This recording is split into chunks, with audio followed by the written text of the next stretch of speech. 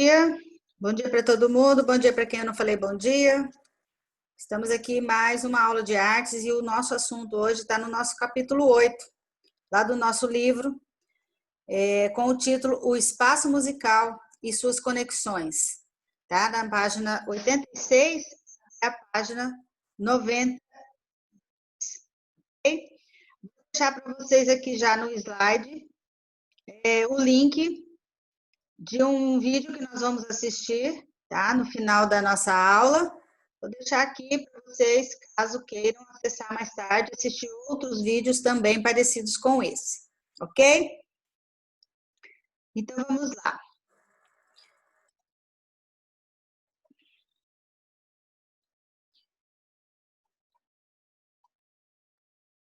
Nossa apostila, só para fazer uma retrospectiva aqui, vou voltar algumas páginas, para a gente se situar naquilo que a gente está falando nessas últimas aulas. Nós entramos na unidade 2. A gente está falando sobre a arte dos objetos e dos espaços. Tá? Então, nós falamos primeira vez sobre as artes gráficas, que é um tipo de arte que foi inserida, né, de uma maneira diferente daquela de galeria, de museu. Né? Então, nós vimos um pouquinho sobre como essa arte faz parte do dia a dia, do cotidiano das pessoas. Depois disso, nós falamos sobre a arte da performance, né?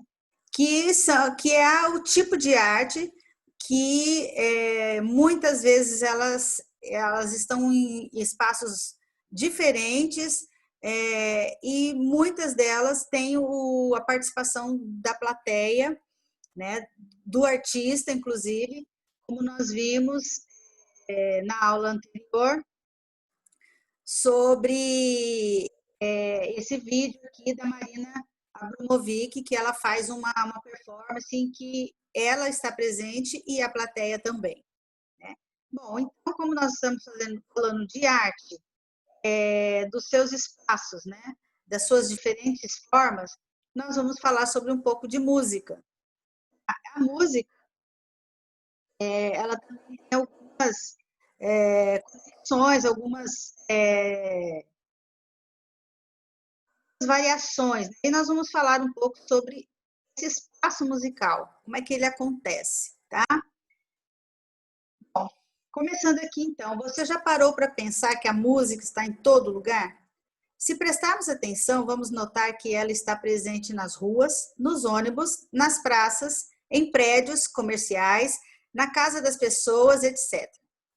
No entanto, também existem lugares específicos para apreciar apresentações musicais. Nós estamos aqui com essa imagem, é uma sala, chama-se a Sala São Paulo, que é a sede da Orquestra Sinfônica do Estado de São Paulo. O edifício é um lugar apropriado, é um lugar feito já com toda a sua arquitetura, com toda a sua organização própria para receber as orquestras, que é esse tipo de sala, é praticamente para esse tipo de música. Né? Vamos ver aqui. Salas de concerto e os palcos populares. Né? Tem uma diferença nesses dois aí. Tá? Vamos dar uma olhadinha aqui, então. Uma sala de concerto é um espaço artístico pensado e projetado para apresentações musicais, geralmente de orquestras ou conjuntos musicais menores, quartetos de corda, trios e orquestras de câmara. Ela não é apenas um espaço para acomodação do público e do palco, é um local arquitetado para que o som seja bem escutado de qualquer local em que o público esteja, mesmo que seja nas cadeiras mais distantes do palco. Há, então, grande preocupação com a acústica. Aqui duas definições. O que é um concerto, né? O concerto é uma apresentação musical, geralmente erudita, realizada por orquestras ou grupos instrumentais. E também o nome de um gênero musical no qual há um instrumento solista em oposição a um grupo mais numeroso, que chamamos de orquestra. Tá? Um exemplo é a obra As Quatro Estações, do compositor veneziano Antônio Vivaldi. Tá? Bom, esses lugares são preparados para a preocupação com a acústica. Bom, a acústica refere-se à qualidade da propagação do som em um ambiente. É também uma ciência que possibilita a construção de locais mais apropriados para a propagação do som, ou mesmo a diminuição de sons indesejáveis em um ambiente. Bom, então esses lugares, eles são apropriados, então eles são todo trabalhados, tanto na arquitetura quanto na questão da acústica, para receber esse tipo de música, porque ele precisa estar bem ajustado para que todas as pessoas escutem a música. E uma coisa por que essa preocupação, né? Porque, na verdade, esse tipo de apresentação não usa caixa de som, amplificador, eles não usam esse tipo de artefatos, né? De coisas para fazer o som se propagar. Então, ele é feito totalmente no som dos instrumentos, no som das vozes que porventura apresentar lá. Então, por isso essa preocupação com a acústica do local. Bom, uma informação sobre o que é erudito e o que é popular, né? O principal ponto de diferenciação entre o erudito e o popular é a forma de composição. A música erudita, ela é composta a partir de estudos aprofundados e vem de uma tradição europeia. Enquanto a música popular, ela é composta mais intuitivamente e fora dessa tradição. Para a gente entender um pouco o que é isso, erudito e popular. Heitor Villa-Lobos é um compositor, né, da música brasileira, e ele era um músico erudito. Por quê? Porque ele desenvolveu a sua linguagem musical toda baseada na academia, em estudos aprofundados da música. Tá? Então, desde a infância, ele já teve esse contato com a música e ele estudava música, então, desde pequeno. Então, ele participava das escolas de música. Bom, então ele é considerado um compositor erudito. Né? Já o compositor popular, nós temos como exemplo aqui o Agenor de Oliveira, que é o famoso Cartola. Ele foi um músico popular e tinha apenas o curso primário da educação básica. Veja a diferença, então, né? E é considerado um dos maiores sambistas da história da música brasileira. Então, veja que tanto o Heitor Villa-Lobos quanto o Cartola são pessoas reconhecidas no mundo da música. Porém, um é erudito, ou seja, vem de escolas, e o outro não. Né? Eu comparo um pouco essa música erudita aí como se fosse a arte acadêmica. Até um certo tempo, a pintura, né, a escultura, ela tinha regras, ela só era considerada arte quando ela passava, né, quando esses artistas passavam pelas academias de arte. Tá? Então, quando houve a mudança, né, quando os artistas da vanguarda começaram a aparecer, eles mudaram um pouco esse conceito, então cada artista começou a fazer a sua própria arte, né, do jeito que queria, do jeito que sentia. Né? Então, na música acontece isso também. Nós estudamos há uns dias atrás aí sobre a música popular brasileira. A música popular brasileira, nem todos os artistas, né, os compositores, eles têm lá uma passagem por escolas. Né? Eu conheço pessoas que tocam um instrumento de ouvido, de ver os outros tocar, aprende a tocar. Então, muitos artistas, muitos compositores, eles aprenderam instrumento e a cantar, como assim, são autodidatas, ou seja, eles aprenderam sozinho. Às vezes, por tipo da família, né? Uma herança familiar. Às vezes o vô tocava violão, aí o pai toca, ou a mãe, ou o irmão, e ele também aprende. Então, muito dessa aprendizagem, às vezes, fica no âmbito ali familiar e sem passar por escolas, né? Então, por isso que é considerado erudito e música popular, tá? Bom, sobre as salas ainda, né? Nós falamos aqui sobre as salas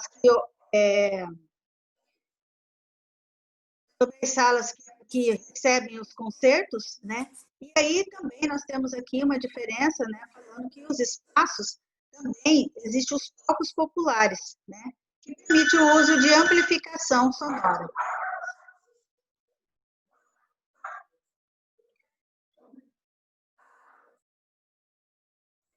Bom, falando aqui o que a gente estava falando, então, sobre essas salas, né? As salas que são preparadas para receber concertos, que é mais erudita, e os lugares que são os palcos populares para receber ali as músicas mais no âmbito popular, certo? Vamos lá. Bom, nós temos lugares, são os teatros. Muitos teatros, eles são preparados para receber esse tipo de música.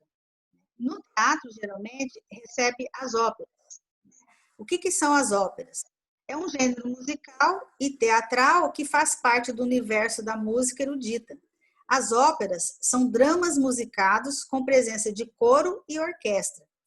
Então, vamos ver lá. Além das salas de concerto, os teatros líricos também são espaços específicos da música. Os teatros líricos são onde ocorrem as apresentações de óperas. Também, eles são abertos também, né, para outros tipos de concertos instrumentais e outros gêneros musicais. Né? Na apresentação da ópera, o palco é ocupado pelos cantores e o cenário. Assim, a ópera fica posicionada em um fosso, né, que a gente pode ver aqui nessa imagem aqui, ó. Lá o palco, né, onde tem os cantores, os artistas ali, a orquestra, né? E aí ele fica posicionado de modo que o regente, né, consiga se mostrar para todo mundo que faz parte aí dessa apresentação, né? Os teatros também são espaços para outros tipos de apresentações musicais, pois geralmente tem a arquitetura acústica. Normalmente o teatro ele tem a acústica, por isso ele às vezes é revestido com materiais que propiciam a acústica, né? Por quê? Porque as pessoas precisam ouvir, nem sempre é possível usar amplificador ou caixa de som ou microfone, às vezes não é possível, né? Então, esses ambientes, eles já têm a arquitetura preparada para isso, tá? Nós temos também, gente, da música, além das salas de música, dos teatros, nós temos as escolas. As escolas, elas são especialmente feitas para quem quer aprender a tocar instrumento, a cantar, né? Então, aqui nas escolas de música, o conhecimento musical é aprendido e difundido especialmente pelas escolas de música e pelos conservatórios. Aqui em Campo Grande nós temos alguns lugares onde você pode se matricular e aprender a tocar instrumento, cantar, né? Existem escolas de música de diferentes tamanhos e especialidades, espalhado por todo o país, tá? Elas oferecem aulas de instrumento, teoria musical, prática de conjunto e até formação na técnica, na formação técnica na área, né? Então você aprende tudo sobre música, como é que funciona tudo. Em São Paulo nós temos duas escolas famosas, uma é a Escola de Música da Universidade Federal do Rio de Janeiro e a outra é o Conservatório Dramático e Música de Tatuí. Esse conservatório aqui formou muitos músicos. Tá? Muito bem. Essa música, ela, como tudo na vida, sendo foi evoluindo, né? Nós temos aí, porque até então, para você escutar um concerto, para você escutar um show, você teria que ir no lugar, né? Eu vou lá no lugar onde estão esses artistas. Bom, mas aí chegou um tempo em que isso começou a mudar. Foi a época da difusão musical. A primeira forma de difusão musical foi a música impressa. A partir do surgimento da imprensa, no século XV, os compositores musicais passaram a ser difundidas em papel, por meio de suas partituras. Então, as pessoas tinham acesso às partituras, podiam levar para casa, comprar, sei lá, e tocar, né?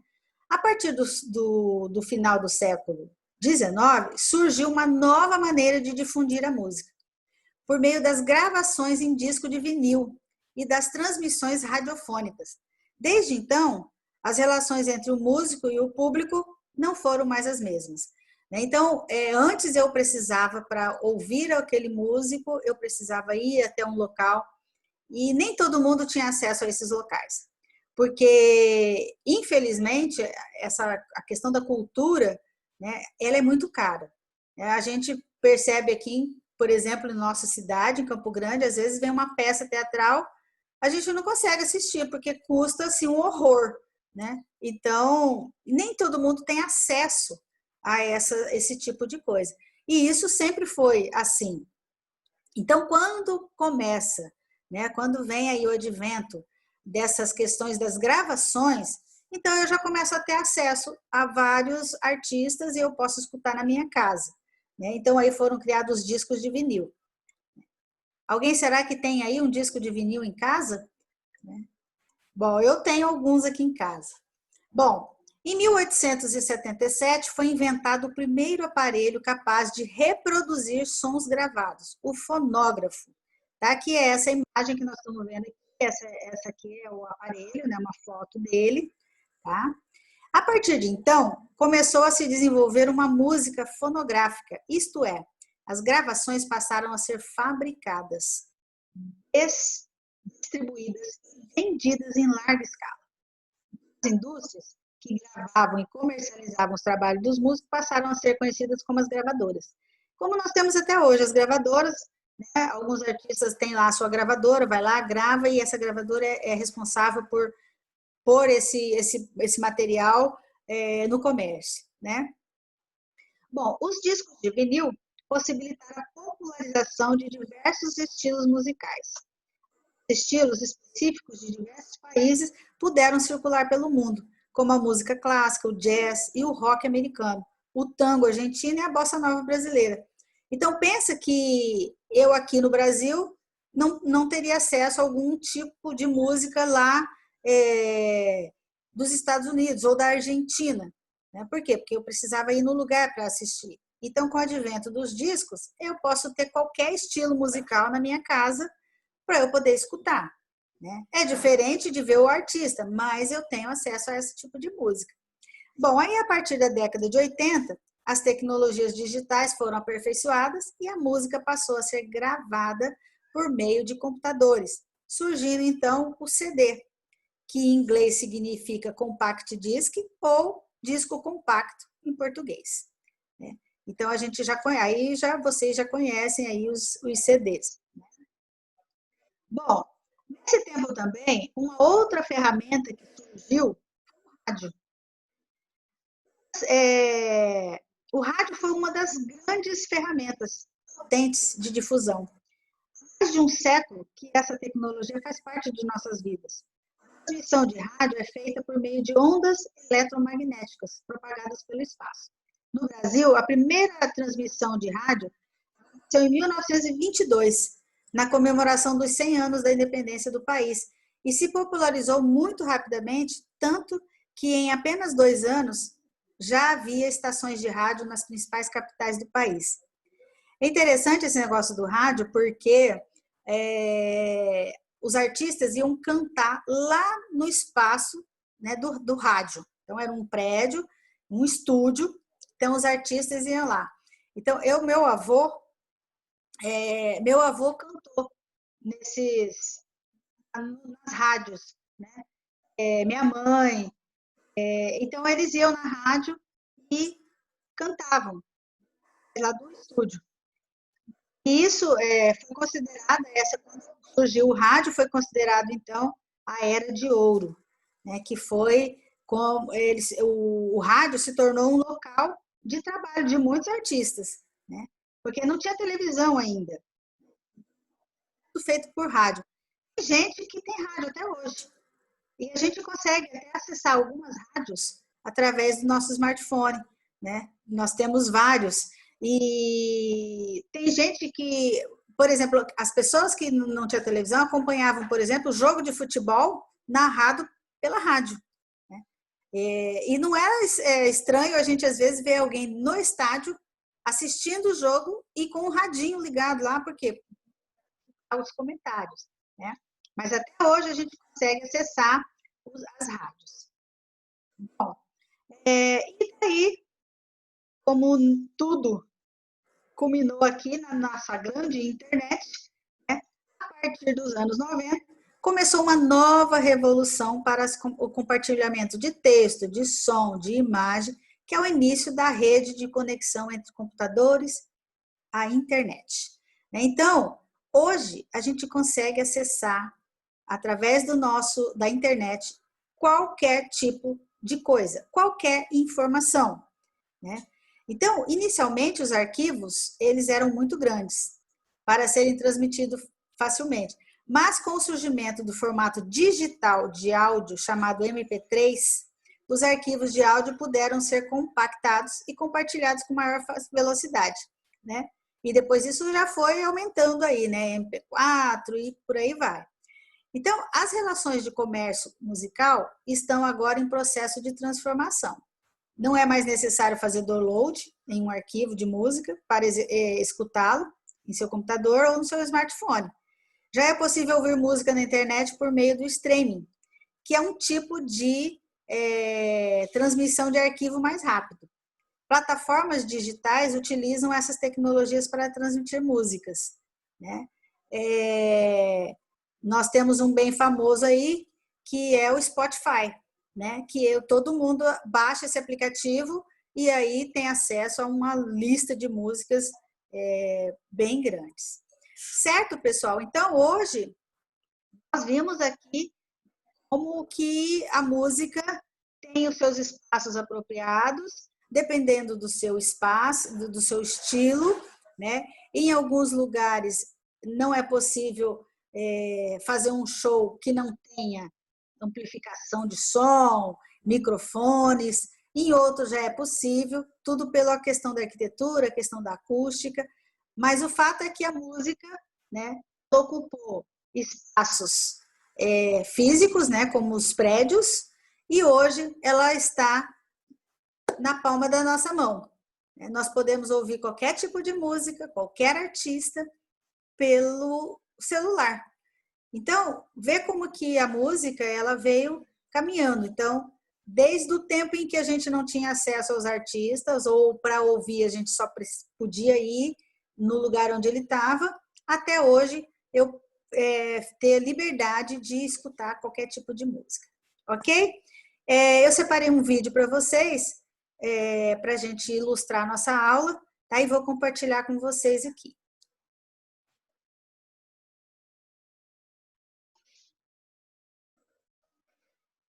É isso, gente. Muito obrigado. Nós vamos ficando por aqui e a gente se encontra na próxima aula.